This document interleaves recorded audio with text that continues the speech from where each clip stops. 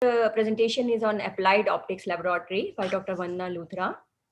It's my privilege to introduce Dr. Vandna Luthra. Dr. Vandna Luthra is working as an associate professor in physics at Gargi College. She obtained her PhD from Department of Physics and Astrophysics on conducting polymer. She has availed prestigious POYSCAST fellowship from Buckingham University, New York. Her work involves establishing structure property correlation of functional materials for ferroelectric sensing and energy application. She has received Teaching Excellence Award for Innovation and Best Innovative Idea by Delhi University for the Project GC204.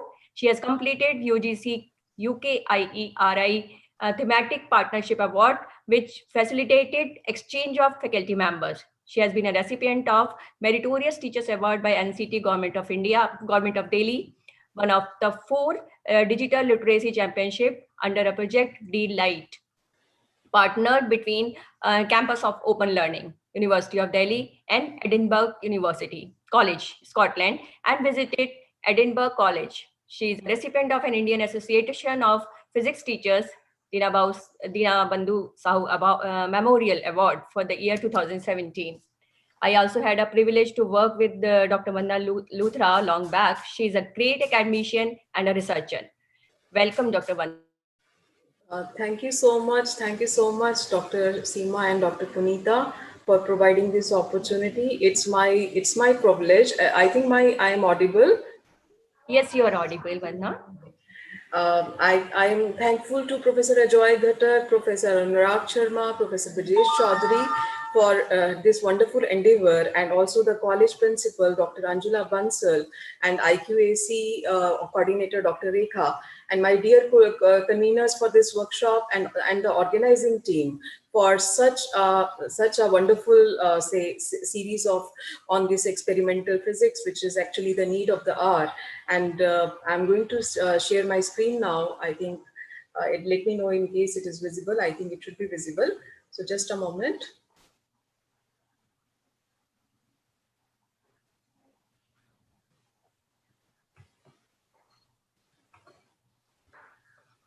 Is it visible? Yes, it's visible, Vandna. Yeah.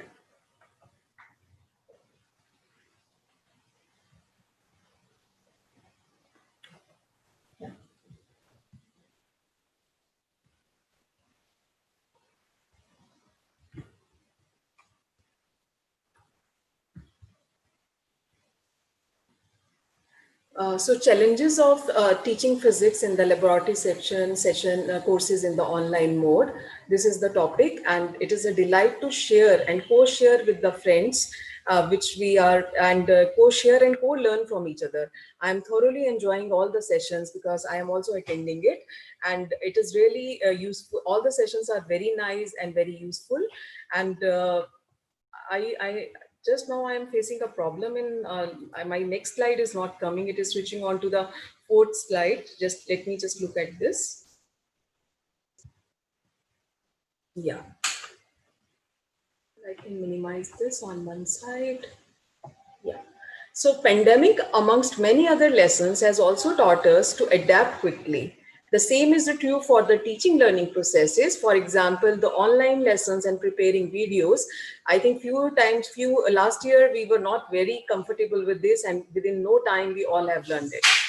There is a very nice example of history of cycling. If we see, it was the penny farthing is the name of this bicycle, which was invented in 1871 by James Starley. And in this bicycle, one can now see the evolution which has happened with the passage of time. The balancing of the wheels has happened. It is the electrical version which is there, and these days there is a driverless cycle which is also coming. And same is the case with the online thing, and whatsoever is happening, we are all evolving with the passage of time. So in order to adapt to the challenges, many have adopted to the following methods for physics, electronics, applied optics lab courses. And those are basically based on either the pre-recorded live videos or previously taken data, simulation using virtual labs. For that, I would be acknowledging to vlabs.co.in, and simulations using XCOS, Multisim, Tinkercad, smartphone applications, data collection using versatile interfacing devices such as Phoenix, XPICE, developed by IUAC, that is Inter-University Accelerator Center, and many more. The main objective is to get the objectives of that particular experiment done by the students. And if we talk about the particular experiments, I'm going to talk about first experiment, which is VI characteristics of LED, which is a part of Applied Optics Lab. And also extension of it can be found in the modern physics lab, where we find the Planck's constant based on this data. And another experiment which I will be covering would be the VI characteristics of a diode, which is just a comparison, which is just can be done in comparison with the LED characteristics, and its extension is finding the Boltzmann constant from VI characteristics of a diode, and basically it is a part of Electromagnetic Theory Lab. In these two experiments, the learning objectives, I don't know, where is that slide gone? I'm not able to see it. The learning objectives of these are going to be that we would be talking about understanding the biasing, the forward bias and the reverse bias. And apart from that, after the biasing is done, it is actually the knee voltage that is one is required to find. And when we talk about the knee voltage, it is basically one can do the distinction between the various types of diodes, namely the silicon diode, the germanium diode. And when we talk about LEDs, then also the knee voltage plays an important role.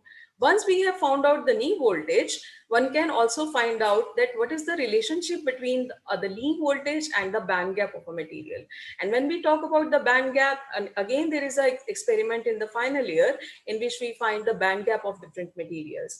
And also in this, the famous equation that yields us the relationship between the band gap and the knee voltage and the wavelength, that is basically the calculation of the Planck's constant. All these are embedded within these experiments. Apart from this, when we talk about the diode characteristics, it is also, I think, understood that when we talk about the forward and the reverse bias, then we are also talking about the reverse characteristics of, say, Zener diode, that how does it work as a regulator, that also emanate from it. And when we talk about the diodes application for rectifying thing or for a digital application, that how the gates are formed from these, then also these play an important role because of the switching action of these into regions. So the theory and the mathematical relations, if I talk about the first experiment, so LED is a semiconductor device that emits EM radiations at optical or infrared frequencies. The device is a PN junction diode made from P and N type semiconductors, and usually gallium arsenide, gallium phosphide or silicon carbide type materials are used for this. And these emit light only when an external applied voltage is used to forward bias the diode above a minimum threshold value. So the threshold value is in some cases we can call it the cut-in voltage, threshold value, or the knee voltage. That is what is required to be calculated from the data which we try to obtain from different experiments. And then there is a relationship that which says that E is equal to HF, where F is the frequency and H is the Planck's constant. And it is also connected with another equation which says that EV naught is equal to HC by lambda, and correlating these two equations, we try to get the value of H. So important thing here is to find the threshold voltage or the knee voltage from any experiment, and data can come from any experiment, but the main aim is that we should be able to find it very accurately in order to get the value of the Planck's constant. So this is available in one of the lab, in the Amrita online lab. In this experiment is available under the heading Modern Physics Virtual Lab, which says that determination of the Planck's constant. So the VI characteristics of say LED are also a part of it because it is extracted from that data. The link for that is this link at the footnote is available, is visible. This link is visible. Is the link visible at the link is not visible, ma'am. The link is not visible. It's because of the bar, it is not visible. Yeah, I want to just change this bar to just Just a moment, I can place it somewhere else. Yeah. Is it visible now? No, ma'am. Not yet? Okay. Not yet. Okay, it will come again. It is the link to the V Lab of the Amrita University, and that is basically it's here also. Here also it is here. So if we go look at this experiment, if I open it in another tab, I think that should be visible.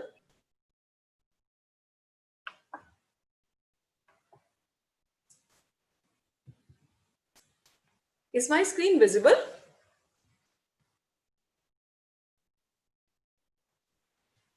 Yes, ma'am. Yes, ma'am. It's visible. Okay.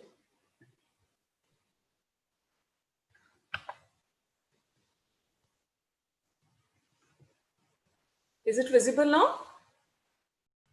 Yes, it's visible. Okay.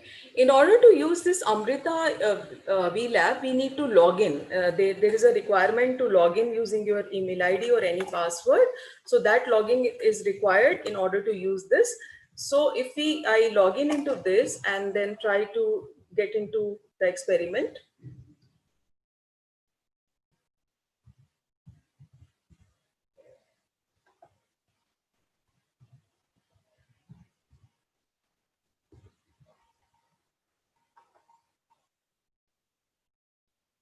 It opens this window in which there is theory part, there is the procedure, there is the self-evaluation which can be done before the experiment.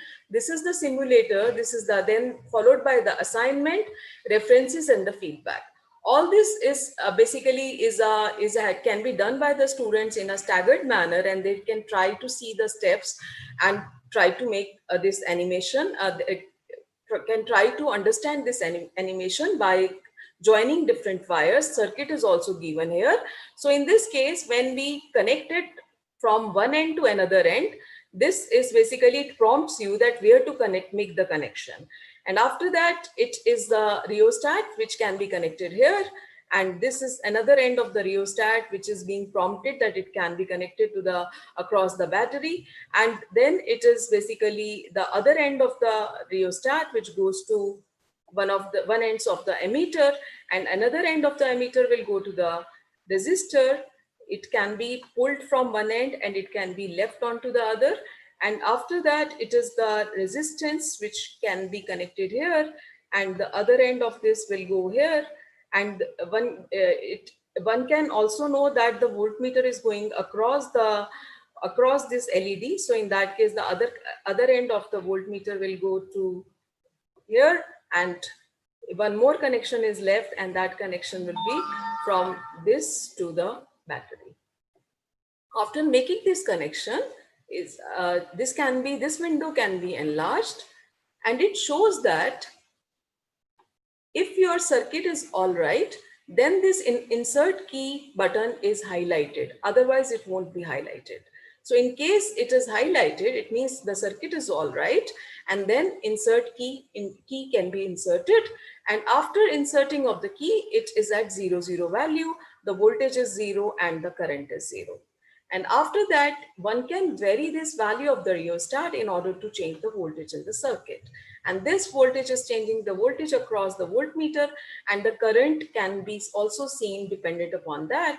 So it can keep on going until in order to get it done in a say stepwise manner, one can use the arrow key on the laptop, and in that case, it can be slowly increased, and at one point, it will happen that the LED glows. So this is the point where the LED glows, but then again one can go back. It can be redone again and again. There is no change. The value does not change, unlike the real circuits. In that we can't do that. And in this case, what are the learning objectives we are going to achieve by doing this?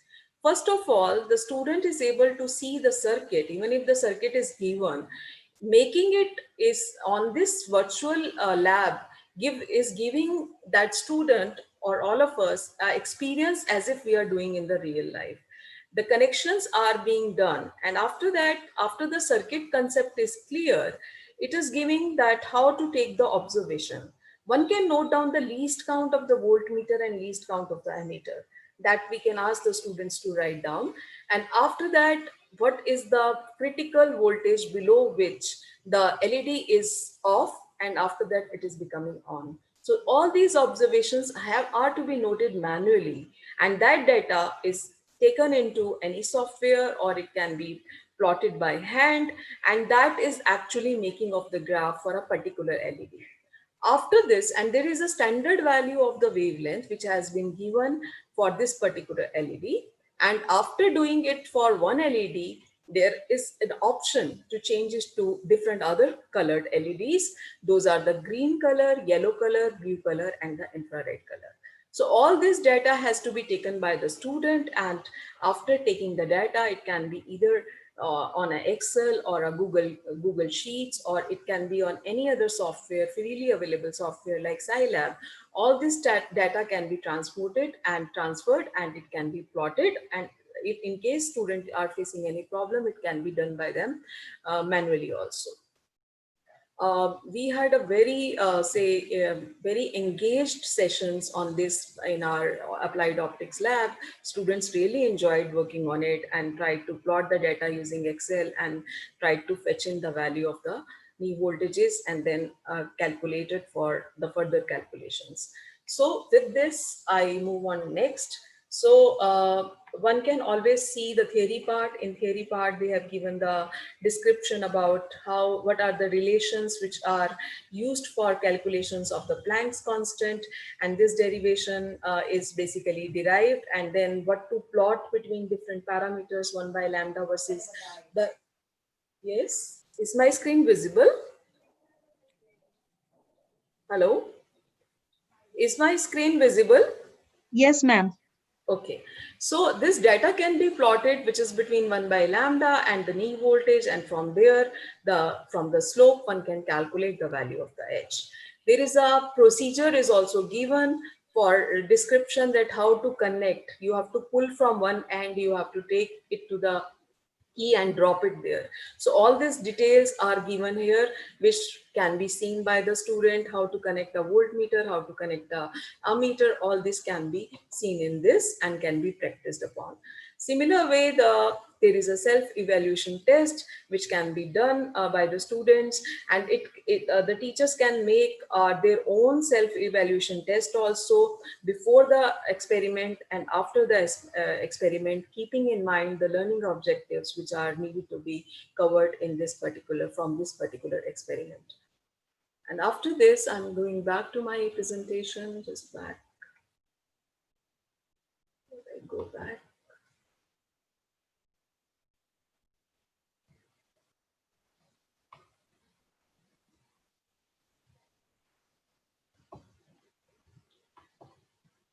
Okay. Is it clear up till this? Is it okay?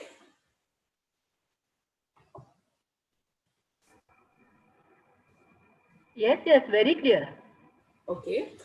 So after this, these are the snapshots which have been taken, and there is another small video which is summing up this together. I can skip it or I can play it. It will take just 1 minute. In this, what is happening is that it shows that how the rheostat reading is going to change and give us the values. This video I can run for 1 minute. So this is just a small video in order to summarize that we are going to change the rheostat reading, and it is going to change the voltmeter and ammeter reading. And that is what students are going to note this manually and then plot the graph. Yes. After this, we have the next slide in which the data analysis is there. This is the data which has been, done for a particular color, and this data has been noted, and this data has been plotted for different colors.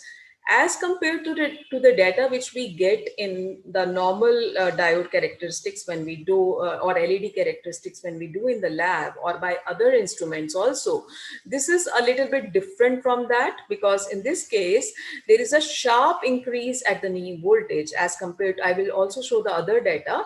So in this case there is a sharp increase, and then the knee voltage is quite accurately being measured, and that is the basically the salient feature of this software, in which this has been programmed in a manner that it is going to give us the very sharp knee voltage for different colors. And after noticing it for different colors, this is for IR, this is for different colors have been shown by the respective color line, and the knee voltage is noted down, and from that knee voltage the value of the lambda is calculated for different colors. And I think again it is hiding that slide. So it is coming out to be, after doing the calculations, it is coming out to be 643.38 nanometers, which corresponds to the red color. And if you can recall that with the red color LED, it was written 650 nanometers. So it is in close proximity to that. So this is the one way in which the knee voltage and the calculations of the Planck's constant are done. But this is one way which is constrained by the data which this particular virtual experiment is giving. But there are other ways in which it can be done. One can also obtain the interface data obtained using XPICE Junior, which has been developed by IUAC. For that, you need that hardware kit in order to perform this experiment. Here, it is more like the way we get in the, say, in our lab data, and it gives... Yes? Not everybody will know what is IUAC. I will be explaining that everything. Just give me a time. I am at this place. I am just comparing the two data, but I will be explaining. I will be showing the XPICE Junior also. So that will be in the forthcoming slides. Here in this slide, we are just comparing the data which we got from that simulation, and this is the data which has been obtained through our interfacing of a device that is called XPICE Junior. There are many versions of that which have been developed by Inter-University Accelerator Center situated at New Delhi, and for that can be used to fetch the data, and it is very affordable. Within 3000 kit, one can perform more than 50 experiments, and I will be telling you what are the advantages, what we are seeing in the student when they work on these kind of interfacing devices, which is actually a standalone device and can be connected to a laptop or a desktop or even an Android phone also, and that can be used to fetch the data, and that data can be used to calculate the things which we have already done using the simulation experiment. So in this case, one can again note for different colors the knee voltages. This data has been generated from there, and I will be explaining all that in the forthcoming slides. Noticing down 1 by lambda versus the knee voltage, one can calculate the Planck's constant, and this way this data can be compared. Second experiment is the VI characteristics of a diode. In this case, it is extended to form, to find the Boltzmann constant, and that is actually a part of semester 5 experiment. When we do VI characteristics of LED in the lab, we also talk about that what is going to be its difference with that of a diode. So this experiment is not there in the applied optics lab, but we ask students, we encourage students to do this experiment otherwise and try to see, because they have already read about diodes in their class, say 12th or in 11th and 12th. So, but because they have to compare the knee voltages, they should know that what are the band gaps of the material, how the materials are chosen in order to have the particular type of band gap, what is a direct band gap, what is an indirect band gap. All these are the things which we ask them, and in order to understand this, we encourage that this experiment they do, because it is not a part of applied optics. They actually do this for calculation of Boltzmann constant in semester 5. But this also provides an enriching experiment, and for this there is a virtual lab which is it is available again in one of the virtual lab laboratories, which is basically on Basic Electronics Lab. And here the simulation, again, it is the theory, procedure, simulation, quiz, assignment, preferences, everything is given here. And I'm going to show that what are the kind of things Vandna, which I can think, be. sorry, Vandna, I think that is covered in solid state lab for fifth semester lectures. I'm not doing it in too much detail. Okay. I will be just, it is just for comparison, for the sake of that, how we are able to compare these two Go together. ahead. Please go ahead. Yeah, so I'm not doing this. This is the kind of things which can be done. And in this case, I'm not going to show the simulation here. It will be shown in the other, it will be taken care in the other lab. But I'm saying that we compare these two together because this is needed for in order to develop that. But and I think it is a part of the electronics paper also, where they talk about the physics of the semiconductor devices. So this experiment again has options that reverse bias diode and forward bias diode, all these things can be done, and they are giving us an option to draw the circuit. And in case the circuit is wrong, the student can practice it again and again in order to get the correct circuit. And once the correct circuit is obtained, only after the experiment can be started. So all these are the, again, different stages of learning which can be practiced in a variety of ways. So I'm going to talk about a little bit about the data collection using interfaced experiment, that is the XPICE IUAC. One can go at this site www.xpice.in. It is an interfacing device through which experiments from different domains of physics and electronics can be performed. The unique feature is that it facilitates different levels to the learner, from beginner to intermediate to advanced level. I will show how this site look like and what is this device and how does it actually works. This is this interfacing device, which is again the another modified version. It is called XPICE Junior 17 because it was developed in 2017, but prior to that there is XPICE Junior also. It can be just connected to a laptop, even on a mobile phone. On the mobile phone it faces a little bit, it is quite a little bit difficult to work, but on laptop or on desktop it works very fine. There is a very small setup, there is a very small circuitry because it has got analog pins, it has got digital pins, it has got inbuilt CRO in this as a GUI, and that on CRO one can get the data directly on the laptop and one can play with it, because it as I told that you can work in 3 different levels, and those 3 different levels are, if you are new to learn to say programming, then you can use the inbuilt programs which are given here in the experiment. It is covering all these experiments, like diode characteristics is also there, diode clamping, clipping, non-inverting, inverting amplifier. One can find the velocity of sound in air, frequency response of a piezo buzzer. So if you are new to programming and you are just learning, then you can use this built-in program, say codes, and you can just join your circuit and you can get the results, and that data can be transported to any other software for curve fitting or for any other purpose. But in case you are at the intermediate stage, you are able to write the code, you are able to write the Python code, and then you want to do the say experiment, that is the intermediate level.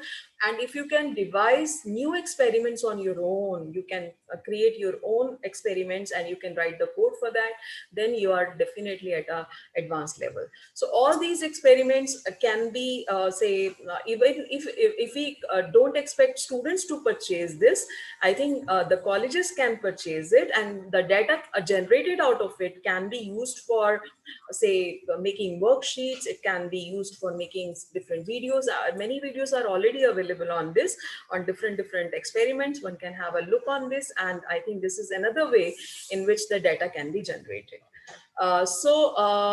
This is one publication we had in 2016 on the diode characteristics. I would like to open it and show it to you, that this kind of data can be say published in different journals. This paper is in physics education by IAPT. I think it has opened this. Yeah. So this experiment is evaluation of Boltzmann constant revisit using interface data analysis. So here I would like to show that how this experiment has been done using this, and this forms another alternative way in which the experiments can be done. I think it is opening this. So this was with some of our students, this data was published.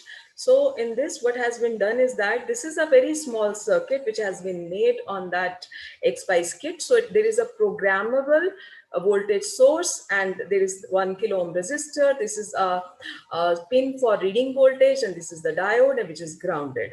Then one has to do the coding in Python, and that coding in Python is done in a manner that you are changing the voltage in steps.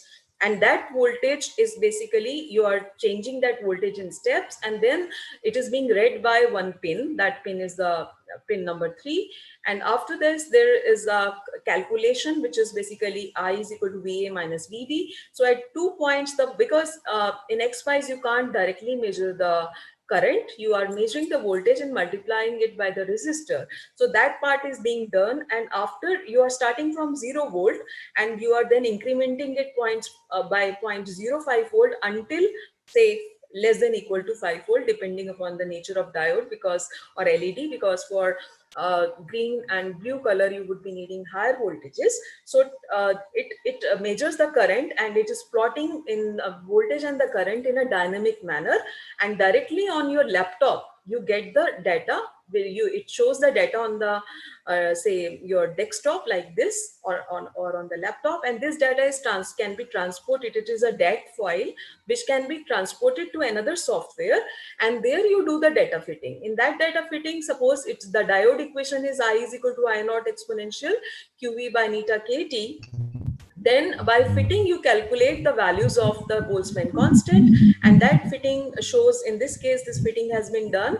It is showing A naught is equal to I naught, and A1 is the Q upon neta KT, if you compare it with this equation. And then by this, one is able to get the values of the Boltzmann constant, and that Boltzmann constant value is actually coming out to be 1.326 into 10 to the power minus 23 joules per Kelvin. So this way, this data can be for different experiments, for LEDs and for other different experiments can be done, and evaluation of different parameters can be done. So this is very simple. Anyone can easily, it is one can follow the steps and can try to learn this. Those who have knowledge, those who are who can do programming, they can always write the code, and this way students also get a chance to interface the electronics, computers and physics. That is also something which is, because otherwise computer science is taught as a standalone topic in which we try to do some mathematical problems, but physics based problems if are there, and if electronics is integrated with that, that is why I find this quite open-ended. And also it is replacing all these electronic instruments, like power supplies is not needed. You don't need a voltmeter and ammeter. All this is replaced by just a simple device and your laptop. So this can be done anywhere, even if you in your homes, once you have the kit with you. So moving on forward, I think, is it clear up till now? Is it okay, or anything, any doubts which I would like to clear? I can check the chat box. Is there any query or anything? Ma'am, there's one question. There's just Yes. one question, that Yeah. how to get the value of wavelength of IR in this VLab? Wavelength of IR is again in the IR, you get a knee voltage that is around say 1 volt, and then you apply the same equation from which you calculate the lambda. I think I have written that equations up here, and using that you can calculate the lambda. Similar way because here the knee voltage is different for the IR LED, so you can note down that particular knee voltage and the formula remains the same, and you can calculate the wavelength. Is it clear? Is it okay? Yes. Okay. So in one of the assignment, when we had not started working on this interface on these virtual labs, what I had done for one group, we had taken data from PSpice, and that PSpice data was for different colors. It was available on net. So I had downloaded that data before I had started this, and then I had blank marked the colors. Then I was asking the students that what are the colors you have to identify from the knee voltages. So I did not provide because they were very new. The class had just started. So what they were asked to identify the colors. And so they had to plot that data. And from that plotting of data, they were calculating the, say, knee voltages. And from knee voltages, they were calculating the wavelength. And the standard wavelengths for different colors are given in tables. And from there, they were trying to find out the, say, what color diode LED is this. And after that, we to another group, we took this we asked them to do this simulation. So they were getting a difference in data because their data was not matching with the other data. So this we would like to say point it out to the VLab that this is there is some difference in data. So either a line can be written on that, because according to our say observations, this data is a little bit different from the data we get from actual doing the experiment. And but in this case, one thing which is very good is that the knee voltage you are able to pinpoint very accurately within, like, because there is a sharp drop here. So maybe it has been designed in a manner, because main thing is the learning objective is being met even by this also. So but there from different devices we may have some variation in the data, but again if the learning objectives we are going to get from a particular, say, experiment, if that are met, I think it is fine. It is not, but it can be mentioned by a line, but that comparing these two data, one can see a variation from one instrument to another. Another experiment which I am going to cover is also covered in Applied Optics Lab. This is the numerical aperture of our optical fiber. It is, I just checked it yesterday, that it is also a part of EM Lab in the 5th semester, which is under LOCF syllabus. So this is another experiment which we tried using simulations. Again, it was done on the, I again go in the present mode.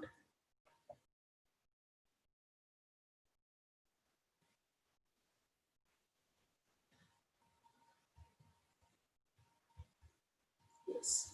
So this data is available under Laser Optics Virtual Lab. In this, this is numerical aperture of optical fiber. Again, it provides theory part, procedure, self-evaluation, simulator, assignment, say references and the feedback, and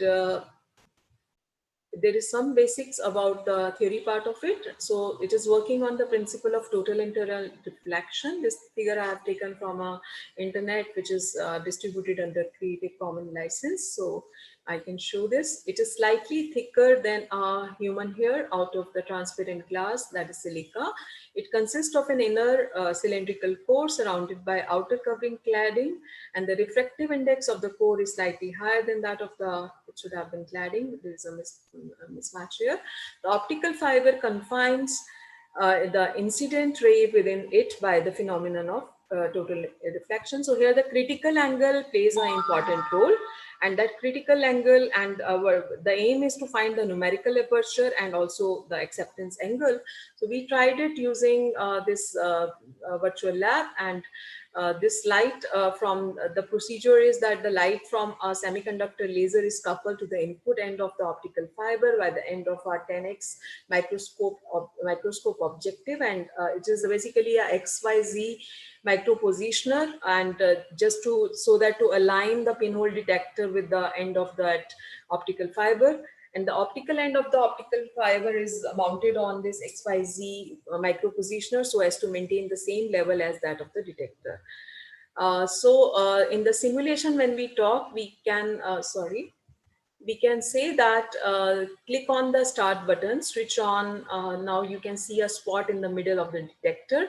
After the selecting the fiber, in this case the glass fiber, and the laser can be the red laser for performing the experiment for the from the control options. Set the detector distance, say 4 millimeter. There is an option to change the detector distance, and we refer to this distance as D in our calculations. Vary the detector distance X by in order of 0.5 so as to cover a range. Using a screw gauge, use up and down arrow on the screw gauge to rotate it. Note the intensity reading and tabulate it. Plot the graph between x-axis, between the capital X in x-axis and the output reading in the y-axis, and find the radius of the spot R, which is corresponding to I max divided by 2.71. In our case, we have taken 5% of the maximum value. At there, we have found out the width, and that I'm going to show just now. So this is the setup, which is basically there are two shelves. You have to bring in this in the lower shelf by pulling these different parts of it, say one by one. And again, you should know the circuit beforehand in case you want to make it. So this is the emitter, which is, you have to bring it from the emitter part. This has to come from here. This is the concentrator, which will come next. And then this is the optical fiber. And this is again the fiber stand. And it has got a detector and a current output unit. So once this circuit is assembled, again the start button will get highlighted and you will be able to perform the experiment, and it can be done in different variations. So in this case, after this setup is ready, it is again also providing a chance for student to take observation on their own, and they were very happy to do this as if they were doing the real lab. Can't be replicated, but at least a feel of that what you actually do in the class. This has provided one advantage. Previously, student used to just directly come to the lab, and we were asking them to read about the theory. We were asking them to read about the different details of the instrument which they are using. But now, by this, I think after doing this exercise, they are eager to perform the experiment in the lab, and now they will be self-monitored. They will be knowing the things beforehand. So I think a hybrid mode is more applicable in these cases, because hands-on experience is something which everyone would like to have. So in this case, what happens is that you can switch on the laser on and off, and then you have to select the fiber. There are two options in this. Either it can be a glass fiber or a plastic fiber. And then you can choose three different types of laser. One is the red laser, another one is the blue laser, and the green laser. And there is a possibility of changing this detector distance Z and this detector distance X. So in this case, one can, again, because we would like each student to do in an individual manner. So what one can do is that one can choose glass fiber and ask them to compare it with two different lasers. Or what can one do is that it can be again the glass fiber with the red laser, and one can ask them to choose 2 or 3 detector distances and for Z, and for that they can vary the X, and that can again generate 3 sets of data. And again, there can be one comparison between glass and the plastic fiber for any other laser, keeping the detector distance constant. So there are a variety of ways in which one can ask the students to do work in an individual manner. Smaller groups can be formed for that. And again, it has got 2 options. One option is that you are actually doing the experiment and taking the vernier calipers reading. That is actually they will do. And also it can show an instantaneous graph also, that how does the graph look like if I fix one fiber, I fix one type of laser, I fix one detector distance Z, and I'm varying my X. So how does the graph look like? All these things can be monitored and seen. This is again a small video on how this different steps are summarized in this. So you are wearing, other things are fixed, and you are wearing your capital X, and this is changing and producing that graph on the on a right hand side window. I can replay it because it is quite fast. So one can see that if you are wearing capital X, it is generating that graph, and that graph is basically they will be actually creating using the vernier reading. So that is the aim of the experiment, that they can generate this using the vernier calipers on their own. This is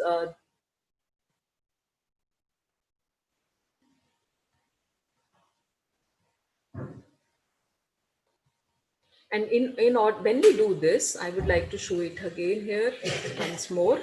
One can see if the X is changing, this is changing, this position is changing off. So actually this intensity pattern is basically is maximum at this at one position, and on if we are moving from one side to another, then there is a variation which and intensity is changing, and that is what is being monitored here.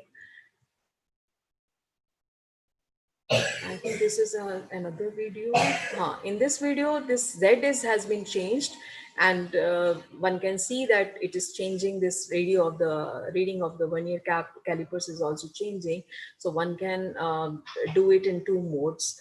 These are the two ways in which, and in this case, the graph, if you see, had changed. The maximum intensity also were dependent upon these parameters. Again, this is a recap on that one can choose red, green, and blue laser. There is an option to change the nature of fiber. There is an option to change X and Z, and different variations can be produced for that. The fibers are the glass and the plastic glass fibers, and a comparison can be done on that. So this is basically the data which has been taken using the vernier calipers. So the total reading will be calculated. I'm thankful to Dr. Rachna and Dr. Pushpa. They explained how the working of a screw gauge in the morning. So the screw gauge reading can be taken in the by measuring the main scale reading and the vernier scale reading multiplied by the least count, and that reading is noted from say this is capital Z which is getting changed, and we note down the intensity of the detector, and that data is generated. So this is for say optical fiber used is glass, and the color of the laser used is say red laser. After plotting this data, this is the regeneration of that curve which the computer is giving in the simulation on its own. And from there, one can find out this X2 and X1, and that gives us the value of the D. And from D, one can calculate using this formula. One can calculate sine of IM, and that gives us this with the, and log error can be calculated using this formula, in which delta D is the change in the reading of the vernier, and L is again is in millimeters. So the one can calculate this and can also calculate the acceptance angle from this. So I think there was one video in which I wanted to show how this simulation was done, but this can be practiced upon. There was another video, I don't know, there has been some change in that. Another thing which we tried which we tried in this lab was to make the polar plots. We could not get any experiment on the, say, this is also not required in this. So plotting of the polar plots using Scilab. So what we got the polarization data. We were finding the polarization state of say laser. In that we were getting the data of the analyzer at say 10 degrees, and that data was actually 0 to 360-degree data. And in that we were because in the lockdown and at that time the polar graphs students could not purchase, so we asked them to utilize Scilab in order to produce the polar plot. So that data can be easily purchased, can be easily say plotted using the polar plots, and that is something which we tried for the polarization experiment. We could not find any simulation for that, but what we did, we had data of the previous years, and that data was plotted, and we had prepared questionnaire for each experiment. Those are available with us for this applied optics lab. We could find simulations for 2 experiments, and the rest of the experiments we formulated based on our previous data, and we formulated the worksheet keeping in mind the say learning objectives of that particular experiment. And that way it was actually a very enriching experience for us also, and for the student also. And with this, I would say that yet we have to try many other things in this particular lab. Especially there are some mobile apps. We are trying to do some data of the LDRs using that, because there are some mobile apps which can be used for collection of data also. And some simulations, I think, of this are coming up by other V labs also. And like there are some upcoming say simulations also. I hope that in due course of time, this lab will be more enriched with these kind of say simulations. So concluding remarks, I would say that the virtual lab simulations, mobile applications can immensely help in understanding the basic concepts. These can be used in conjunction with the conventional labs to engage the students and provide an enjoyable learning experience. The worksheets assignment can be drafted according to in order to achieve the learning objectives. On one hand, there is a no substitute for working on the apparatus in real time, but offers constraints. And on the other hand, online experiments offer flexibility of time and resources. And so in this case, I think a hybrid approach can be adopted in moderation, even after when we achieve the normalcy. And I think that's all I have. Just a moment. In another mode, I think we had got this data, and we had asked students to find the least count from this data and try to plot this data. So this is another approach which can be adapted, and we can ask them to find out the numerical aperture and different other parameters from this. So with this, I think I would like to acknowledge www.elab.co.in, Amrita University, and www.xpice.in, Optics by Professor Ghatak, and other books. And this presentation templates has been prepared using Slides Carnival. I acknowledge that. And I would also like to acknowledge my friend, Dr. Chandrika, who had chaired this lab with me, and we were taking this lab together. So I would like to acknowledge her also for useful discussions. Thank you so much. Thank you, Dr. Vandna Luthra. Excellent presentation. It was really it was really informative session for Applied Optics Lab. It is always a treat for an academician to know new concepts and learn innovative methods used by experts. So thank you so much. Thank you very much. I think there are no more questions in the chat box because you explained so widely. So I don't think audience have any. Dr. Seema, greedy is the word I used at the beginning. now I want to ask Dr. Luthra that I just thank her for reminding me of those wonderful days when we were doing these XPEY's experimental data learning at Inter-University Accelerator Center, the only accelerator open for university users in India, which was formerly called Nuclear Science Center. And both of us sat next to each other struggling with this EXPEYES, but that was several years ago. And she has beautifully shown that particular device. And in fact, she should have shown much more from that. So I told you, greedy in physics is the order of the day. So Dr. Vandna, we wait for another session for you. I think later in future with EXPEYES, with focus only on that type of experiments, because it is really wonderful. And Inter-University Accelerator Center always said that it is sad that all over India, teachers are incorporating this particular EXPEYES pocket-friendly or pocket-size experimental laboratory. And Delhi University is hardly imbibing it except for a very few number. I think Vandna is the only one, not number, it's single. I am very fond of these experiments because I am also, and maybe by this particular lecture of yours, which I really, as a greedy physics student, I would have loved you telling us all the beautiful experiments we can really do with EXPEYES as demonstration. And that definitely offers a very wonderful way of an alternate laboratory, which is right in your pocket, right? Yes. And it is so cheap. I mean, it is really cheap. Every student can afford it actually. And in fact, probably we'll have some discussion on it sometime in the future. But I would say you have to invite me for doing experiments using mobile app also. So that also something I have not covered.